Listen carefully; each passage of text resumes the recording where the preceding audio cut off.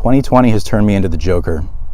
There was an article posted on Sodor Island forums a few days ago that articulated all of the changes that are coming next year to Thomas and Friends. And when I read it, something snapped in my brain and I became the Joker. So come with me as we dance down the stairs of madness and look into the Thomas and Friends 2021 reboot.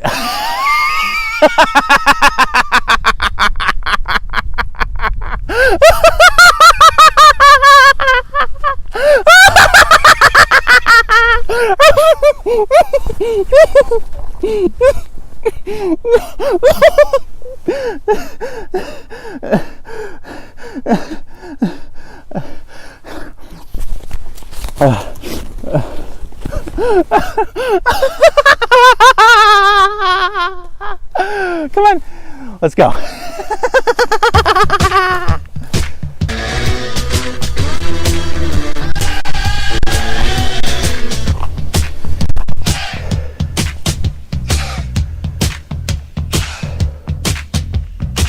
We live in a tank engine society. So if you haven't seen it, this is what Thomas looks like now.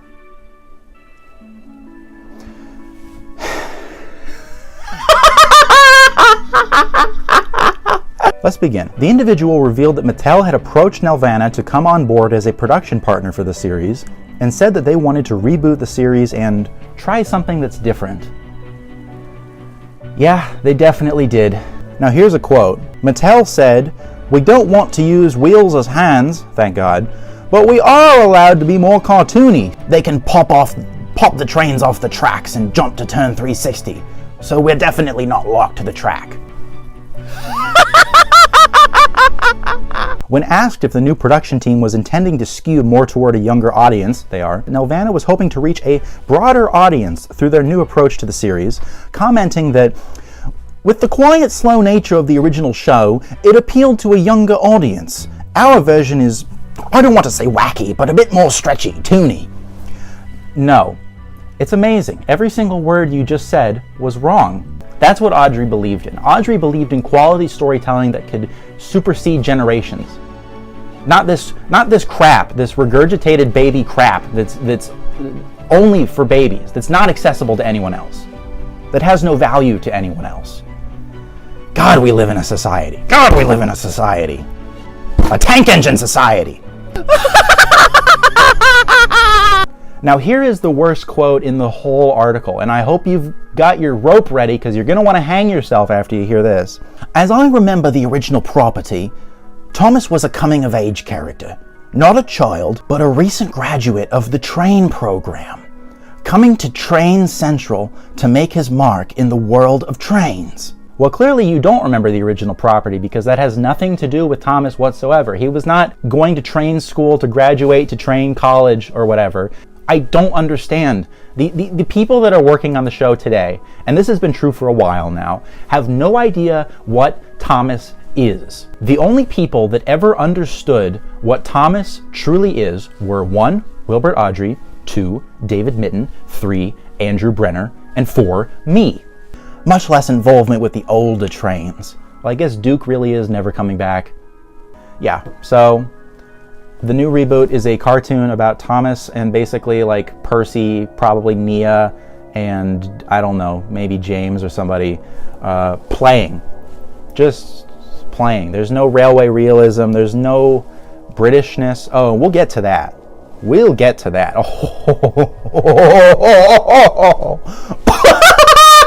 Just you wait. We'll get to that in a minute. Mattel's brand is that they're the guardians of Thomas's legacy. Despite being 3D. I don't know why I'm reading this in a British accent because I'm like 99% sure the new show is being run by Americans. We were really given the freedom to try something new. Basically, do what you want and we'll tell you if you're going too far. I may have gone too far in a few places.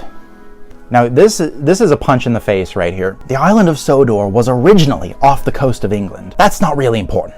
It's not part of the story.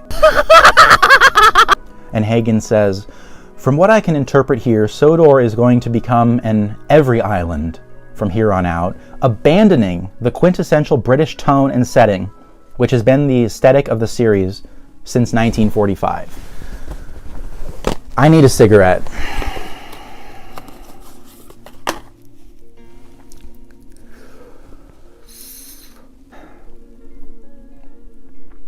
Now this part is great, that nobody needs to drive the train engine.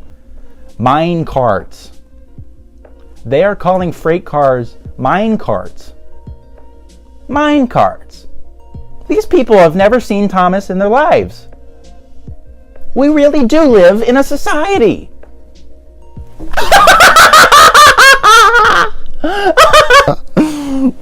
Oh my God, I'm crying. Of course, there's no narrator. I mean, that's a given. There hasn't been a narrator for the show for a few years now, but of course they're throwing that away too. Increasingly, in recent years, Mattel has lowered the quality of the merchandise. The most important thing that has kept this franchise afloat for so many decades has been the toys. Look at what's behind me. There are people like me, crazy people, who buy Thomas merchandise. But what Mattel does is they cheapen the merchandise. The merchandise does not sell as well, and they conclude, oh, well, it's not selling as well. We got to cheapen it some more. So they make it cheaper, and no one buys it. So they make it cheaper, and no one buys it.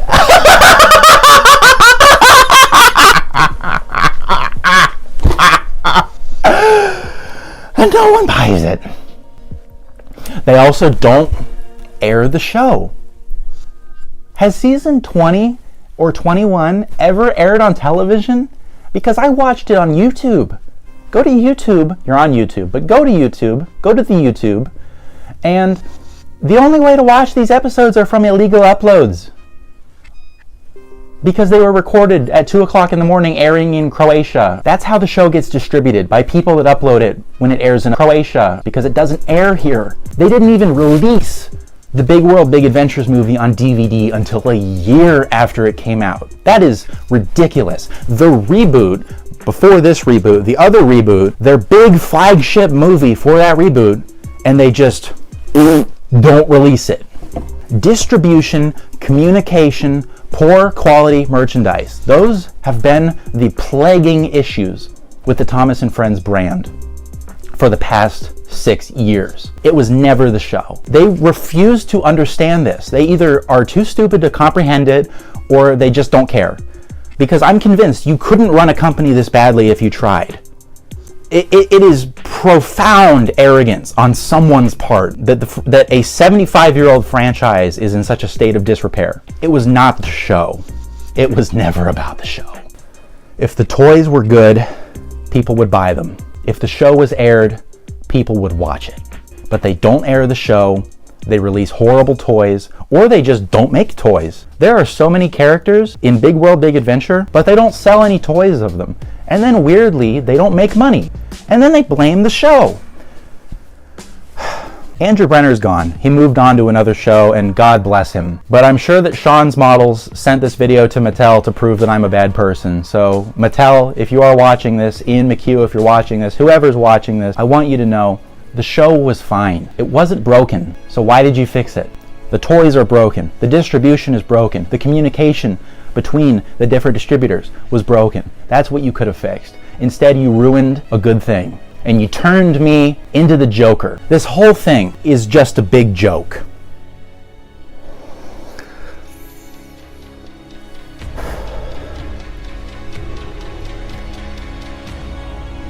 In fact, I just thought of another joke.